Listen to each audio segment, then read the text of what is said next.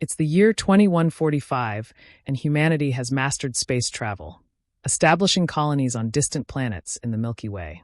The United Earth Colonies, UEC, has sent out dozens of exploration missions to find new worlds, uncharted minerals, and resources to sustain Earth's rapidly growing population. The Axiom IV is one of the most advanced ships, capable of long-term deep space missions. Its mission: to scan far-off, unexplored planets for potential colonization.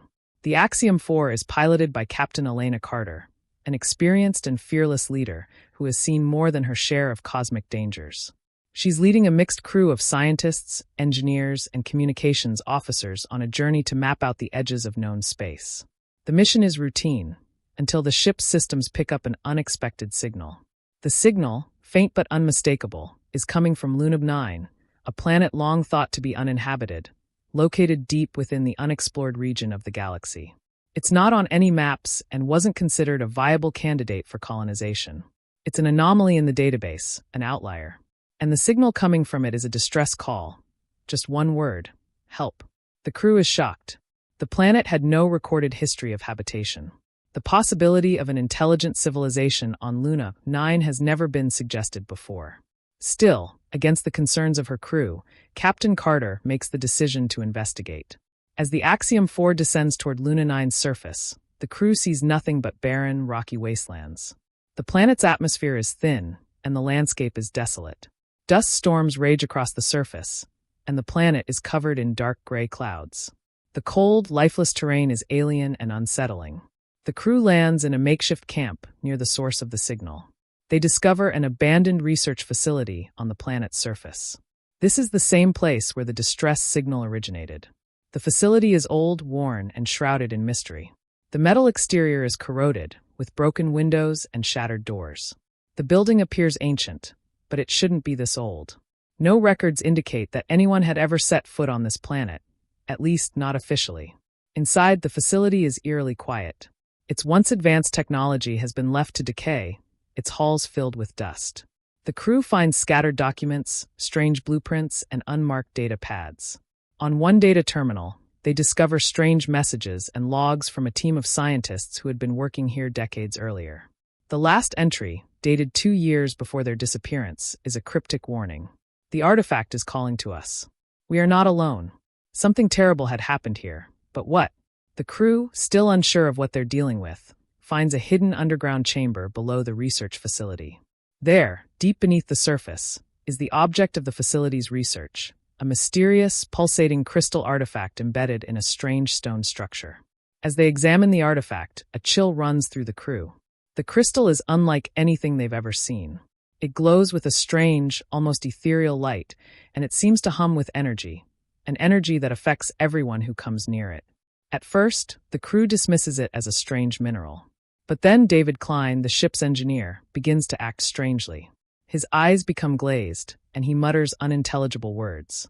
The team watches in horror as he stumbles around, his mind seemingly overtaken by something unseen. Before they can stop him, he rushes deeper into the labyrinthine corridors of the facility. The crew begins to experience strange hallucinations as well, visions of long-dead researchers, disembodied whispers, and distorted landscapes. The artifact seems to be manipulating their senses, drawing them into a haunting vision of the past. They realize the truth. The artifact is more than just an object. It's a sentient force, a cosmic entity that has the ability to manipulate time, space, and minds. It's not merely a source of energy. It's something far darker. As the crew digs deeper into the facility's data logs, they discover that the previous research team on Lunab 9 had uncovered the artifact years earlier. They had been studying it, trying to unlock its secrets. But as they did, the artifact began to change them, slowly consuming their minds. The final log from the lead scientist is chilling. The artifact has taken us. It sees us. It speaks to us. We are not leaving. The research team had vanished without a trace. All contact was lost, and no one ever heard from them again. But the crew of the Axiom IV now suspects that they might not have left the facility either. It seems that the artifact is capable of manipulating reality, making it impossible to leave once you've been exposed. As they try to figure out how to escape, the crew is drawn deeper into the artifact's grip.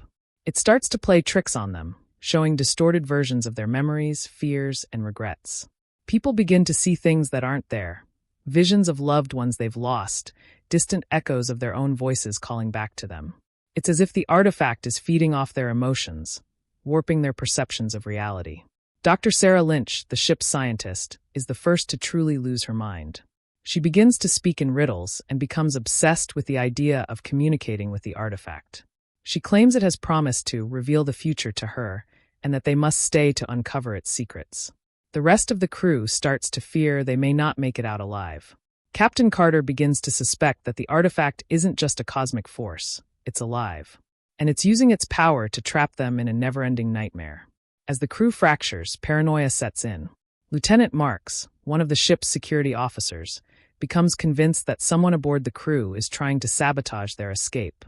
Tensions rise as they realize the artifact's power is more than they can comprehend. With no way to escape and the crew slowly falling apart, Captain Carter orders an all-out assault on the artifact. The idea is to destroy it, whatever the cost, but the planet begins to shake, as if the very core of Lunab 9 is reacting to the destruction of the crystal. As they set charges around the artifact, strange whispers fill the air. The crew hears their names being called, whispers from people they know, from people long dead. The ground trembles beneath them, the facility is crumbling, and the entire planet is about to collapse. Just as they are ready to detonate the charges, they receive a final transmission from the Axiom IV. But the signal is a long-dead echo. It's the last signal the previous crew sent. The voice is haunting, repeating the same words. You can't escape. You never left. The final scene shows Captain Carter looking back at the artifact just as the planet begins to shake uncontrollably. In one last moment, the crew is caught in a terrifying realization. They were never meant to leave Lunab 9. They were drawn here by the artifact, and now it's too late to escape. They're trapped in a loop, a never-ending nightmare. As the charges go off, the screen goes black. The final scene is a flash to the future, where a new exploratory mission is being sent to the same planet. The Axiom IV is long gone, but the echoes of the artifact's call continue to haunt the galaxy. The crew of the new mission can't know what awaits them. Thank you for watching. Please like, subscribe, and share.